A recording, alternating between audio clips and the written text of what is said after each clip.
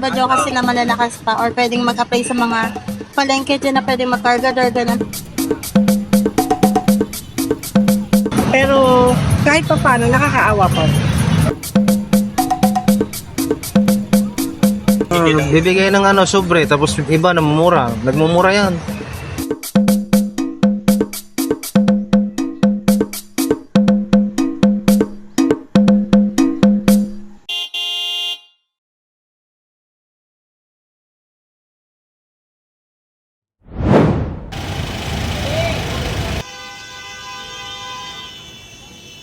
May mga sakit na mahirap gamutin kapag ang sugat ay matagal at malalim na.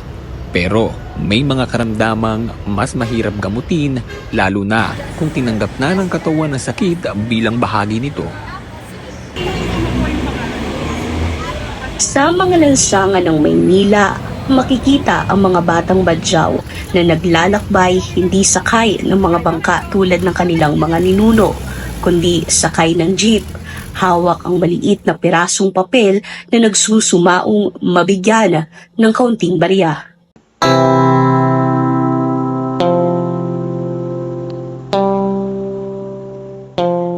Hello ulit mga kuya, ano na pangalan nyo? Ikaw muna kuya. Leader po. Peter, ikaw kuya? Agi. Agi. Akmel. Akmel. Ilan taon na kayo kuya? Hindi ko po alam. Hindi nyo alam. Pero yung birthday nyo, alam nyo ba? So hindi kayo nagdidiwang ng birthday nyo? Hindi pa. Pati ikaw kuya Agi. Alam mo kung ilan taon ka na? Ikaw kuya Rakmel. So alam nyo lang pangalan nyo, pero yung edad nyo, hindi nyo alam dahil hindi kayo madalas nagdidiwang ng birthday. Taga dito kayo? Sa Pasay? Hindi. Saan kayo tumutuloy? Sa Mahaldika po. Mahaldika. Maharlika, Taguig, sa Taguig. Dito sa haba ng Taft Avenue namin natagpuan ang magkakapatid na si Dieter, Rockmel at Agi. Sa murang edad, tinulak na sila ng kahirapan upang maghanap buhay. Ang kanilang mundo ay umiikot na sa maingay at mausok na kalsada. Sa Maharlika, Taguig kayo, ano yun? Nangungupahan kayo or may bahay kayo doon? Nangungupahan. Magkano ang upa nyo doon? 1.5. Magkano na? Isang araw. So sa isang buwan, magkano yun? Siguro mga 1.5? 1.5 po. Isang buwan. Tapos ilan kayo doon sa bahay nyo? Sandali lang. Bale po, 5. 5. Tatlo kayo, tas yung nanay tatay nyo? Tama ba?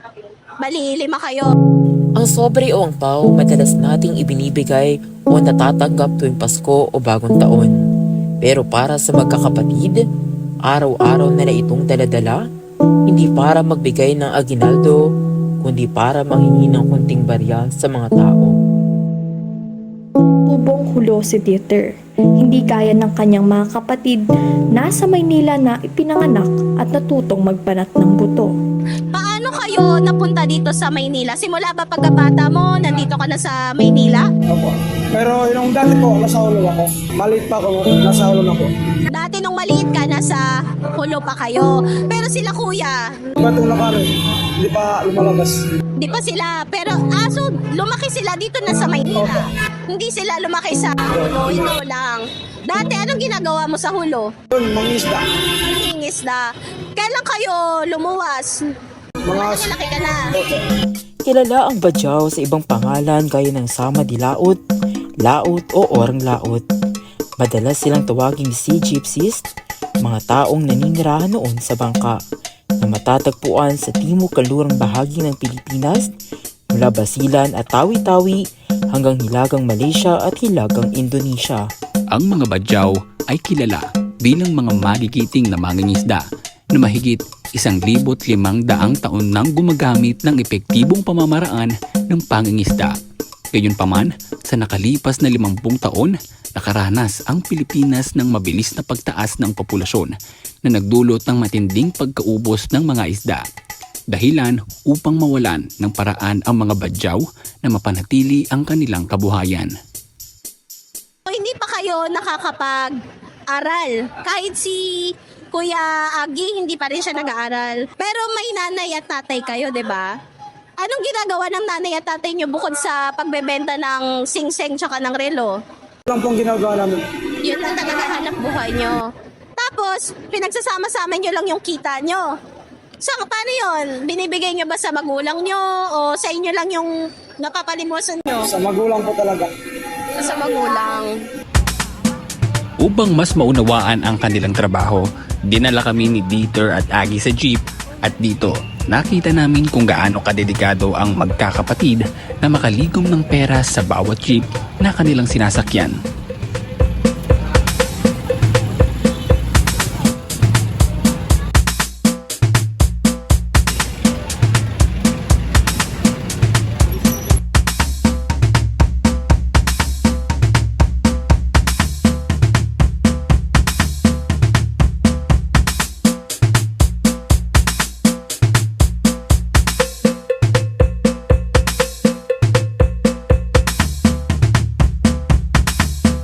Ano yung binibigay mo sa kanila? Sobre, bakit? Nanghihingi ka ng barya. Para saan yung barya? Pangkain.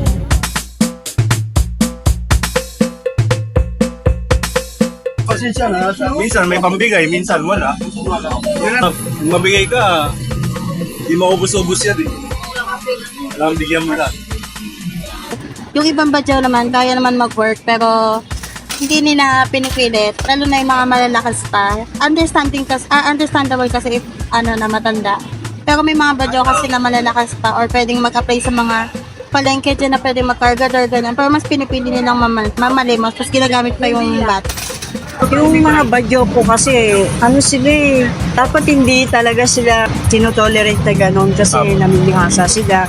Kumbaga dapat talaga yung gobyerno natin, bigyan sila ng talagang hanap buhay. Kasi yung mga bata, sumasampa sa sa jeep, nakakatakot, baka mamaya madisgrasya, di ba? So, parang ang mas may kaya pa nga yung iba eh, mga badyo eh. Tutusin eh, di ba? Pero kahit pa paano, nakakaawa pa. Positive lang sila dito sa amin. Pabalance sa hero yun. Namamato yun. Sa bahay mga yun. Mamato po. Oo. Bibigay ng sobre, tapos yung iba namumura. Nagmumura yan. Tapos namamato. Dapat pinauwi na sa probinsya yan. Kasi yan eh, mga Bisaya, mga yan. Ang bawat araw sa tatlong magkakapatid na ito ay punong-puno ng pagsubok. Ang pangungutya ng iba, ang init ng araw, at ang kawalan ng kasiguraduhan kung may pagkain ba silang may uuwi.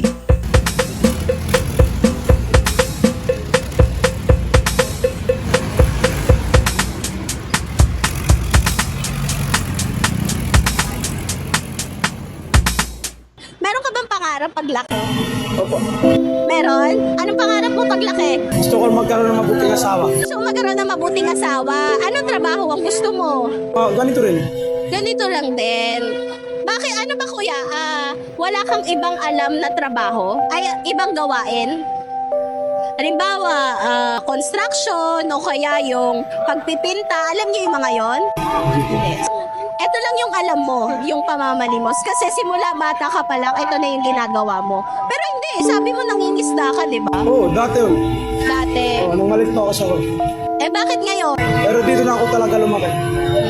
Pero kung papipiliin ka, pangingisda o yung ganitong pagmamalimos, anong pipiliin mo?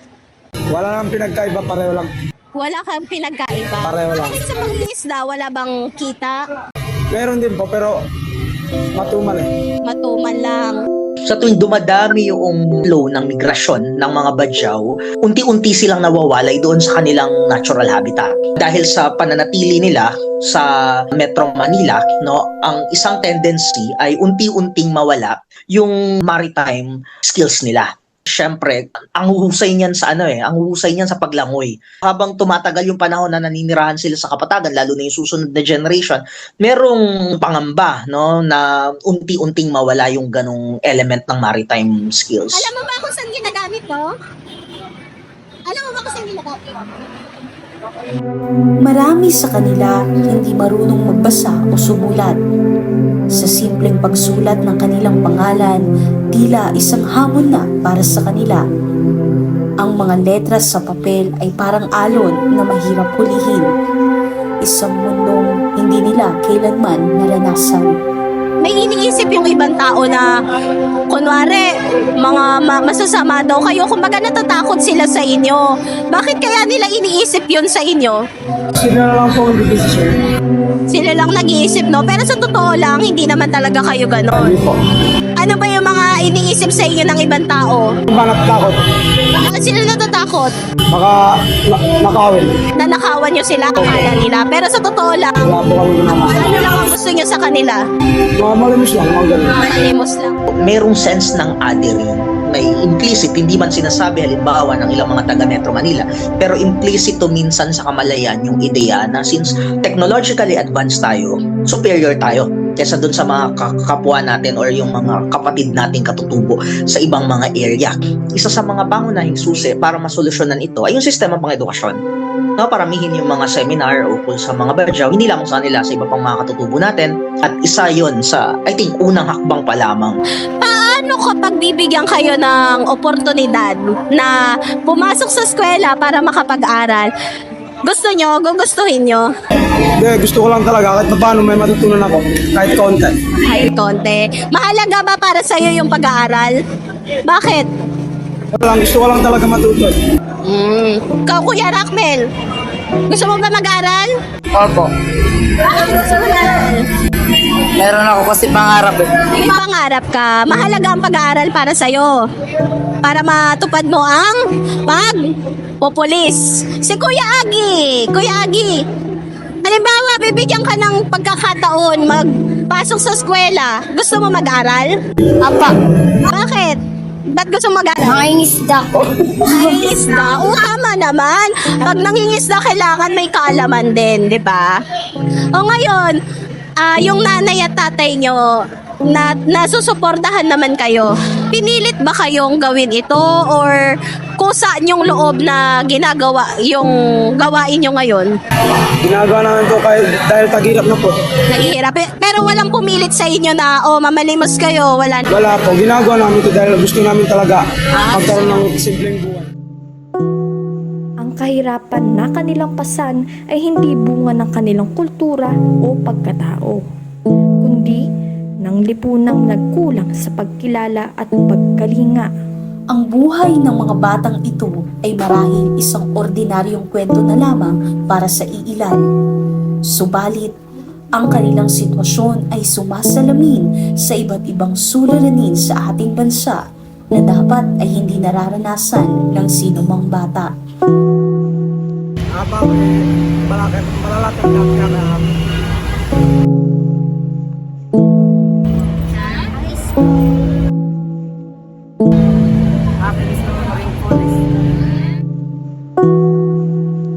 Hanggat tinitingnan ang mga problema sa ating bansa bilang pangkaraniwan, ang mga isyung tulad nito ay mananatiling sakit ng ating lipunan.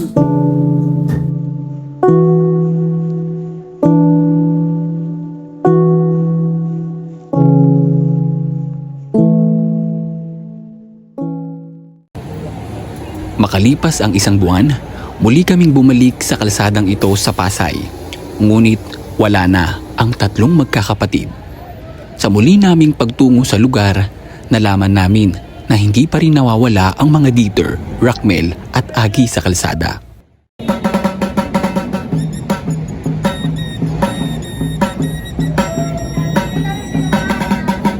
Ano yung gusto mo maging paglaki?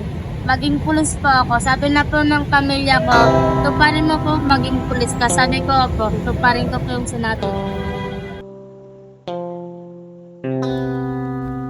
Hanggang kailan tayong magiging bingi sa kanilang musika? Ilang lata pa ba ang kailangan nilang pintigin para sila'y ating marinig? Mula sa kalsadang ito na puno ng ingay at hindi matitinag na pangarap, mula sa Maynila, magandang araw po.